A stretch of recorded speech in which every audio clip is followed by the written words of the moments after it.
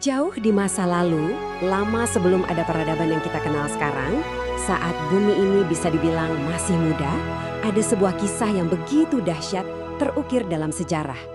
Ini bukan cuma cerita tentang hujan lebat dan sebuah kapal raksasa. Bukan, ini adalah kisah tentang keteguhan iman yang luar biasa dari seorang utusan saat ia harus berhadapan dengan pembangkangan dari seluruh dunia.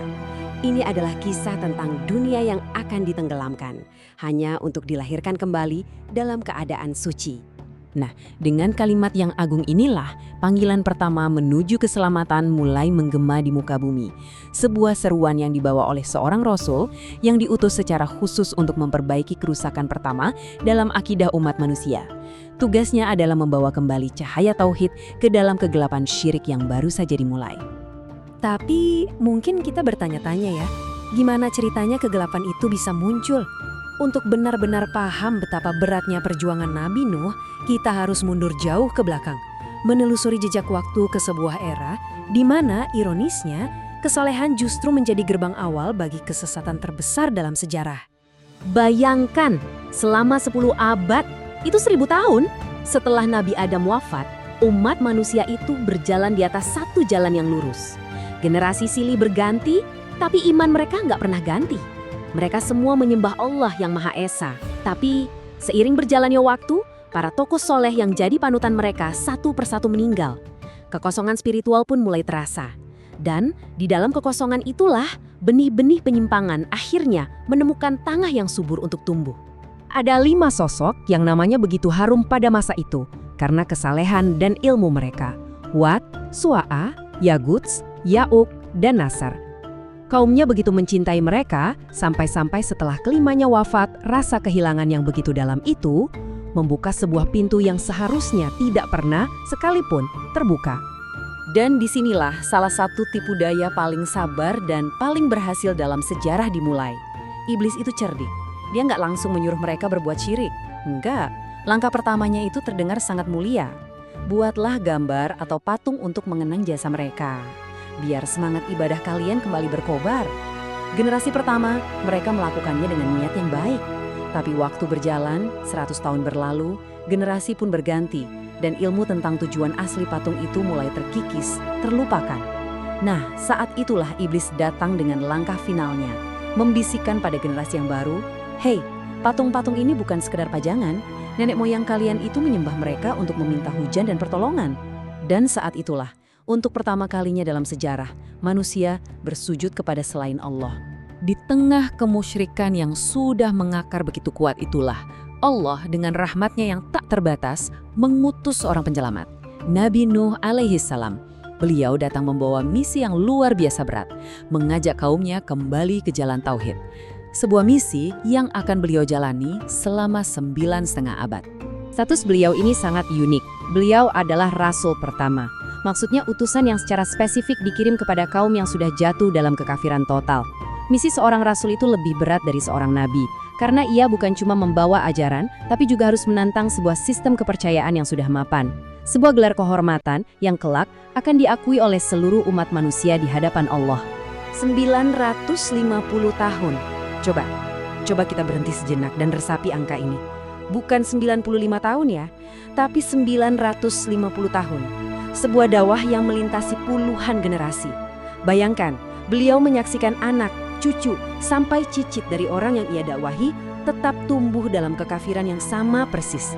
Ini adalah monumen kesabaran dan keteguhan yang rasanya sulit sekali kita bayangkan. Penggalan doa ini rasanya seperti ringkasan dari 950 tahun perjuangan. Setiap detik, siang dan malam, beliau abdikan sepenuhnya untuk misinya. Beliau coba dengan segala cara yang memungkinkan, mulai dari pendekatan personal yang lembut dari hati ke hati, sampai seruan di muka umum yang lantang. Nggak ada yang tersisa. Semua upaya telah beliau kerahkan.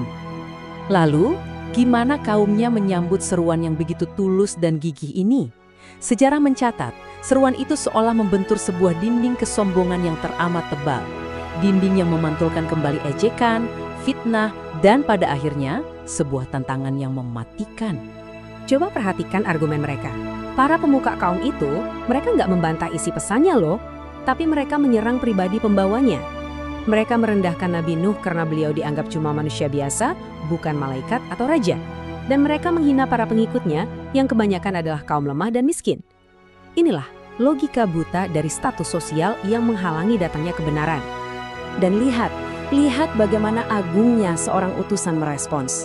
Nggak ada amarah, nggak ada balasan caci maki, hanya ada penegasan yang tenang dan kokoh. Beliau meluruskan tuduhan sesat itu dengan mengingatkan kembali hakikat misinya, bahwa ia berbicara bukan atas nama dirinya sendiri, tapi atas nama Tuhan, pencipta seluruh alam. Dan inilah kata-kata terakhir mereka. Puncak dari arogansi dan kebodohan mereka. Setelah berabad-abad diberi peringatan, kesabaran dan kasih sayang, mereka justru menantang takdir. Mereka meminta azab itu disegerakan. Tanpa mereka sadari, dengan ucapan itu, mereka baru saja menandatangani surat hukuman bagi diri mereka sendiri. Setelah tantangan itu diucapkan, sudah, pintu taubat bagi mereka pun tertutup. Wahyu yang turun kepada Nabi Nuh berikutnya bukan lagi perintah untuk berdakwah, melainkan perintah untuk membangun sebuah mahakarya dari kayu, sebuah bahtera penyelamat di tengah daratan yang kering kerontang. Ini bukan doa dari seorang pendendam, sama sekali bukan. Ini adalah rintihan hati seorang nabi yang sudah melihat dengan mata kepalanya sendiri selama 950 tahun bahwa dari generasi yang kafir ini hanya akan lahir generasi penerus yang lebih kafir dan lebih zolim.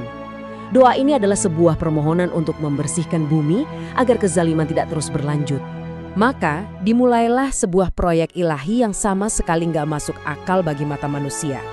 Berbagai riwayat menyebutkan ukurannya yang gigantik. Sebuah kapal raksasa dengan 3 tingkat yang dirancang khusus untuk menampung manusia, hewan buas, sampai unggas. Sebuah arsitektur keselamatan yang dibangun di atas fondasi iman dan kepasrahan total kepada Sang Pencipta. Coba bayangkan pemandangannya, seorang tua dan para pengikutnya yang cuma segelintir orang bersusah payah membangun kapal super besar di tengah gurun. Ya, tentu saja ini jadi bahan tertawaan setiap hari. Buat apa kapal di sini, hai Nuh? Apa kamu sudah gila? Tapi jawaban Nabi Nuh kali ini bukan lagi jawaban seorang pendakwah.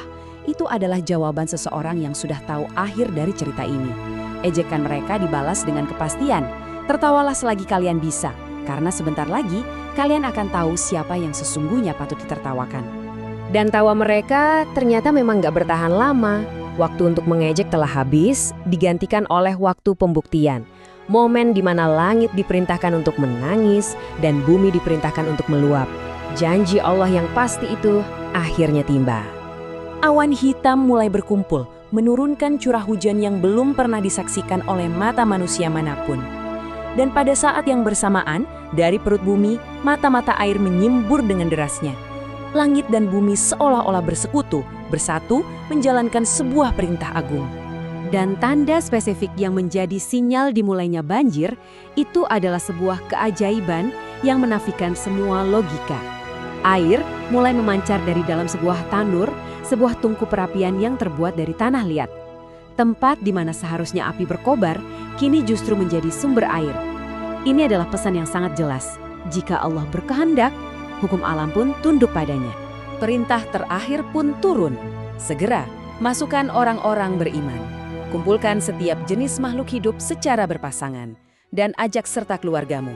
Pintu bahtera keselamatan akan segera ditutup.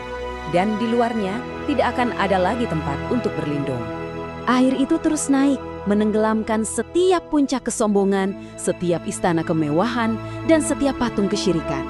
Setelah semuanya musnah, bahtera itu pun berlabuh dengan tenang di atas gunung Judi. Ini bukanlah akhir dari segalanya. Justru ini adalah fajar yang baru bagi peradaban manusia di atas bumi yang telah disucikan.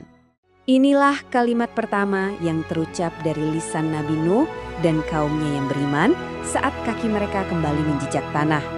Bukan keluhan atas apa yang telah hilang, melainkan syukur yang tak terhingga atas keselamatan yang telah diberikan.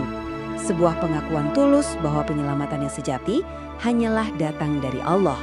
Kisah Nabi Nuh ini adalah sebuah cermin abadi bagi kita umat manusia. Tentang kesabaran yang melampaui batas, tentang bahaya kesombongan yang bisa menulikan telinga dari kebenaran, dan tentang janji Allah yang tak pernah ingkar. Air bah itu telah membersihkan bumi dari kotoran syirik secara fisik. Pertanyaan renungan untuk kita semua, Pelajaran manakah dari kisah agung ini yang bisa menjadi air jernih untuk membersihkan noda-noda kesombongan dan kelalaian dari dalam hati kita sendiri?